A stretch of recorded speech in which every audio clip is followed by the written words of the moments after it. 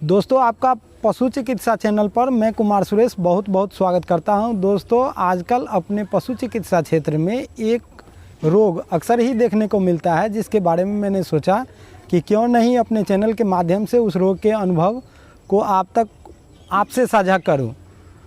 दोस्तों उस रोग का जो अनुभव है वो हमें आप तक साझा करना है। दोस्तों उस रोग का नाम है एक्टिनोमाइकोसिस।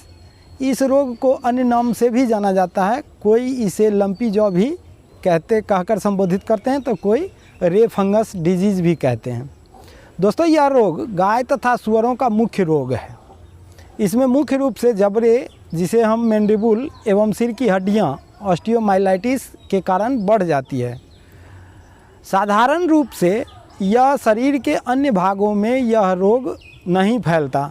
दोस्तों आज हम इस वीडियो में आपको इस रोग की चिकित्सा एलोपैथी तथा होम्योपैथी दोनों विधि की चर्चा करेंगे, जिसे आप ध्यान से पूरा वीडियो देखें, क्योंकि बारीक ज्ञान के लिए गहरी जानकारी बहुत आवश्यक होती है। और हाँ दोस्तों, अगर आप पशु चिकित्सा चैनल पर नए हैं तो कृपया चैनल को सब्सक्राइब कर बगल के बेल वाले आइकॉन पर ऑल वाला बटन दबाना न भूलें, क्योंकि इससे इस चैनल पर बनने वाली प्रत्येक वीडियो का नोटिफिकेशन सबसे पहले आपको मिल सके तथा आप हमेशा वेल अपडेटेड रहें। तो दोस्तों आइए अब इस रोग के कारण की बात करते हैं। यह रोग एक्टिनोमाइकोसिस बोविस नाम के बैक्टीरिया से पशुओं में होता है। ये बैक्टीरिया पशुओं के मुंह तथा श्वसन प्रणाली के ऊपरी भाग में रहते हैं। जब पशु मुंह में मोटा तथा कड़ा चारा चबाता है, उसी समय उसके मुंह में घाव होने की प्रबल संभावना होती है, जिसके सहारे ये बैक्टीरिया उस घाव के सहारे बैक्टीरिया गहरे भाग में चले जाते हैं तथा बाद में जबड़े एवं सिर की हड्डी में पहुंचकर सूजन तथा मवाद पैदा करते हैं, जिससे पशु को आहार चबाने में भी बहुत ज़्यादा परेशानी होती है, यानी वो आहार पकड़ ही नहीं पाता है मुंह से। तो अब इस रोग के लक्षण की बात कर लें। यह रोग मुख्य रूप से युवा पशुओं में अधिक होता है, यानी जिनका उम्र 2 वर्ष से 5 वर्ष के बीच होता है, वैसे पशुओं में यह रोग ज़्यादा होने की संभावना होती है। अब रोग का जो दूसरा लक्षण है वह है कि रोग संक्रमण के 5 से 18 माह बाद ही जबड़े में कठोर सूजन पैदा होता है। यानी रोग का संक्रमण जब आज होगा तो अगले 5 से 18 माह बाद उस पशु में इस रोग का लक्षण दिखेगा। शुरू में इस सूजन में दर्द नहीं होता। जबड़े की हड्डी अंदर सड़ जाने से उसमें पस बन जाती है तथा एक फिस्टुला बनकर जबड़े की त्वचा से सल्फर के दानों जैसी मवाद बाहर निकलती है। इस अवस्था में मुंह के अंदर दांत भी ढीले पड़ जाते हैं तथा टूट भी जाते हैं तथा मुंह से गंदी बदबूदार सांस, यानी फाउल स्मेल ब्रीदिंग जो बोलते हैं, वो आता है। जबड़े में सूजन, मवाद, दांत ढीले या टूट जाने से पशु को चारा दाना चबाने में भी परेशानी होती है, जिससे पशु भूखा रहना ही पसंद करता है तथा मुंह से लार अधिक गिरती है। कभी कभी पशु के कान तथा गर्दन के आसपास भी कठोर फोड़े तथा मवाद के घाव बन सकते हैं। नाक के मार्ग में भी सूजन के कारण पशु को श्वास कष्ट होता है। घोड़ों में गर्दन के ऊपर मवाद बन जाता है। यह फिस्टुलस वीदर के कारण होता है। अब इस रोग के डायग्नोसिस की अब बात कर लेते हैं। अब डायग्नोसिस इस रोग का कैसे करते हैं, यानी रोग का पहचान कैसे करते हैं। तो रोग निदान जबड़े की हड्डियों में कठोर सूजन को देखने के बाद करते हैं तथा जिसमें बाद में बदबूदार पस निकल रही हो, उसे देखकर रोग निदान किया जाता है। रोग के निदान का जो दूसरा तरीका है वह है मवाद का बैक्टीरियल टेस्ट, यानी जो पस आ रहा है, पस का जब हम बैक्टीरियल टेस्ट करते हैं। और दूसरा जो जबड़े की हड्डी में जो कठोरता होती है और जो सूजन होती है, उसे देख करके इन 2 तरीक़ों से हम इस रोग का निदान करते हैं। इन दोनों तरीक़ों से रोग का निदान करने के बावजूद अब चिकित्सा की भी बात कर ली जाए तो दोस्तों इस रोग की चिकित्सा रोग के शुरुआती अवस्था में हो तो सफल हो जाती है।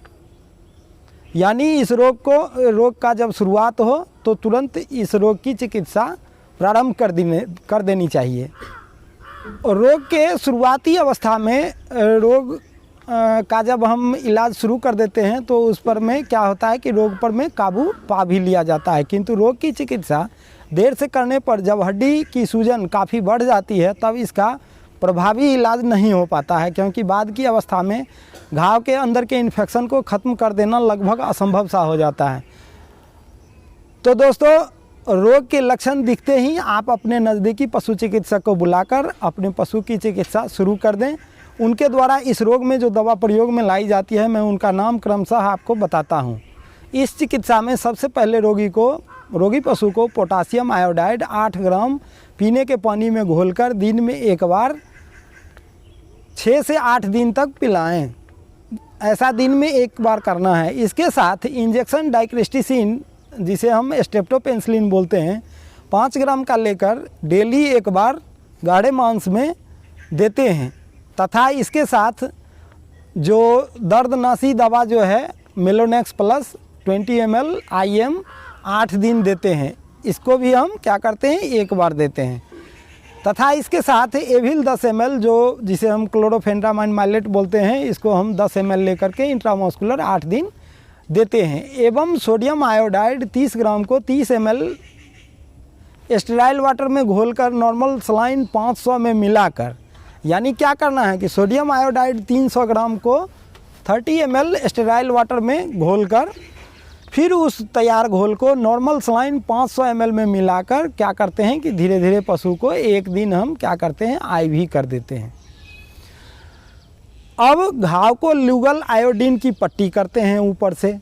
इतना करने के बाद अगर पशु में आयोडिज्म का लक्षण दिखे तो कृपया एक दिन 8वें दिन के बाद पुनः सोडियम आयोडाइड 30 ग्राम को स्टेराइल वाटर में घोलकर DNS 1 लीटर में मिलाकर IV करते हैं। यानी पहला बार जो हम सोडियम आयोडाइड देते हैं तो वो क्या करते हैं, नॉर्मल सलाइन में दिए 500 ml, और अगर आयोडिज्म का अगर लक्षण दिखे तो 8वें दिन के बाद एक दिन उसी सोडियम आयोडाइड 30 ग्राम को स्टेराइल वाटर में 30 ml में घोलकर फिर उस तैयार घोल को DNS 1 लीटर में मिलाकर क्या करते हैं कि रोगी पशु को IV करते हैं। तथा इसके साथ इंजेक्शन ट्राइविवेट 10 ml इंट्रामस्कुलर रोगी पशु को सिंगल डोज क्या करते हैं कि लगा देते हैं। ध्यान रहे, सोडियम आयोडाइड का दूसरा डोज रोगी पशु को 8वें दिन के बाद 1 डोज ही लगाना है। सोडियम आयोडाइड का हम इंजेक्शन जो करेंगे वह रोगी पशु को रोज़ नहीं करना है, 8वें दिन के बाद ही करना है, और 1 डोज से ज़्यादा नहीं करना है। रोगी पशु को फ्लोराटन फोर्ट की एक टिकिया सुबह शाम 5 से 10 दिन तक क्या करते हैं, खिलाते हैं। इस चिकित्सा से अच्छे परिणाम मिले हैं।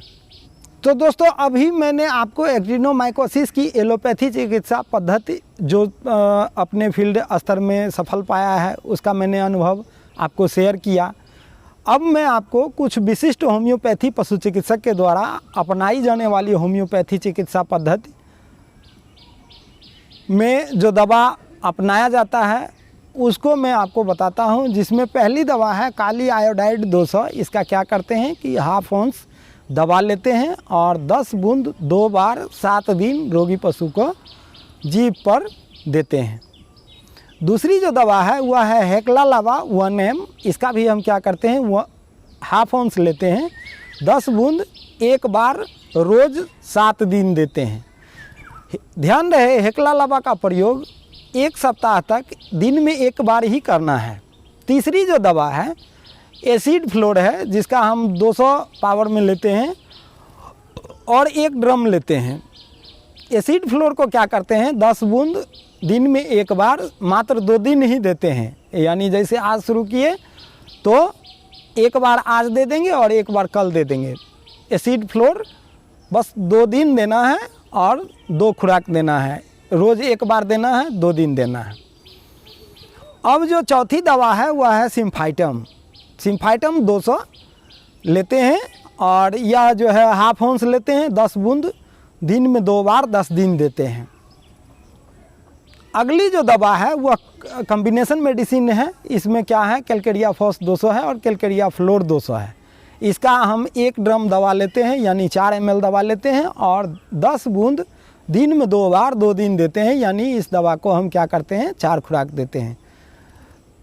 या अगर शॉर्ट रूप से समझा जाए तो पहली दवा है काली आयोडाइड 200, जिसे हाफ ऑunce लेकर 10 बूंद 2 बार 7 दिन। दूसरी दवा है क्लालावा 1M, हाफ ऑunce लेते हैं 10 बूंद 1 बार रोज 7 दिन। तीसरी दवा एसिड फ्लोर 200 1 ड्रम 10 बूंद 1 बार 2 दिन। चौथी दवा सिम्फाइटम 200 हाफ ऑunce 10 बूंद दिन में 2 बार 10 दिन। और पांचवी और जो कॉम्बिनेशन दवा है, जो 2 दवाओं का योग है, उसमें है कैलकेरिया फॉस 200, कैलकेरिया फ्लोर 200। इन दोनों दवाओं को एकत्र मिलाकर 1 ड्रम दवा लेते हैं और इसको 10 बूंद 2 बार 2 दिन देते हैं। तो दोस्तों ये था हमारा होम्योपैथी ट्रीटमेंट ऑफ एक्टिनोमाइकोसिस। एक खास आग्रह है, आप कृपया लाइक, कमेंट तथा शेयर अवश्य करें, क्योंकि लाइक का मतलब मुझे ताकत देना, कमेंट का मतलब सुझाव देना तथा शेयर करने का मतलब अपना प्यार देना। तो आपने हमें देखा, सुना, सब्सक्राइब, शेयर, लाइक तथा कमेंट किया। आपका बहुत बहुत धन्यवाद, बहुत बहुत आभार। Thanks for watching.